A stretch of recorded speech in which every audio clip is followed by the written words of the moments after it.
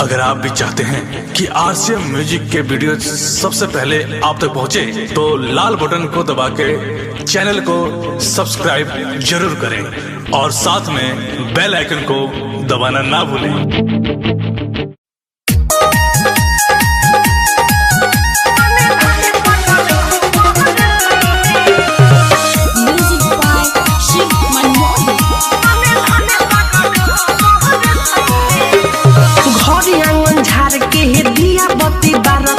भइल तैयारी सब कुछ दिन ये तारा रखे घरे आंगन झाड़ के दिया बत्ती बार के भइल तैयारी सब कुछ दिन ये तारा रखे। सभे दीपावली मनाई है हो, सभे दीपावली मनाई है हो। घरे घरे घरे घरे हे लक्ष्मी जी आई है हो, अने धने सगरो बरसई है हो। घरे घरे हे लक्ष्मी जी आई है हो, अने धने सगरो बरसई है हो।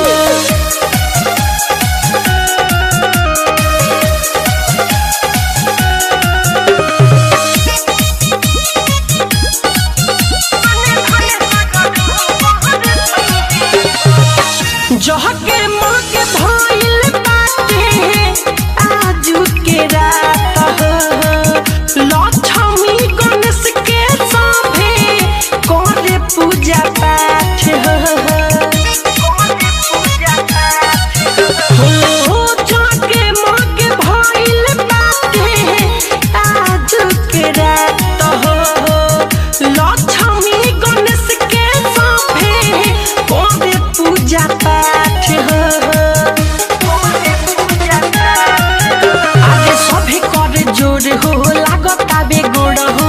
सबके मनसा पुरई है हो, सबके मनसा पुरई है हो।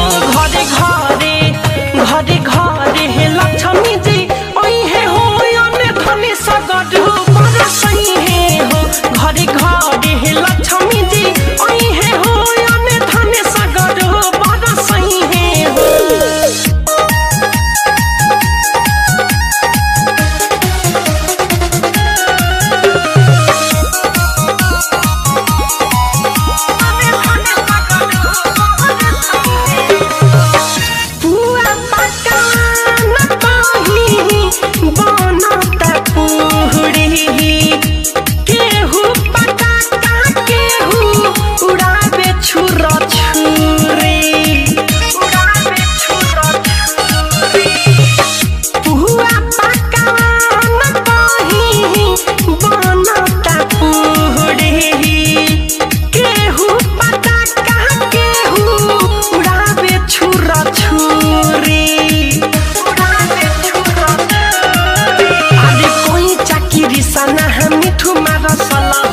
घिउ के जोत जलाई है हो, घिउ के जोत जलाई है हो। घरे घरे घरे घरे हे लक्ष्मी जी आई है हो, अने धने सगरो बरसई है हो।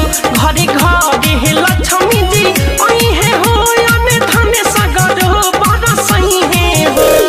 घरे आंगन झाड़ के दिया बत्ती बार के भइल तैयारी सब कुछ दिन ये तारा के।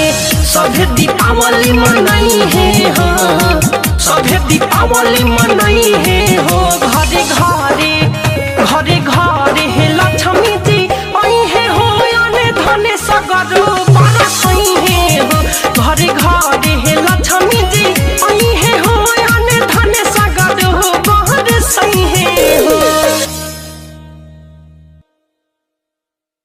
डाउनलोड कीजिए RCM music official app play store से। आरसीएम म्यूजिक के सारे ऑडियो वीडियो डाउनलोड करने के लिए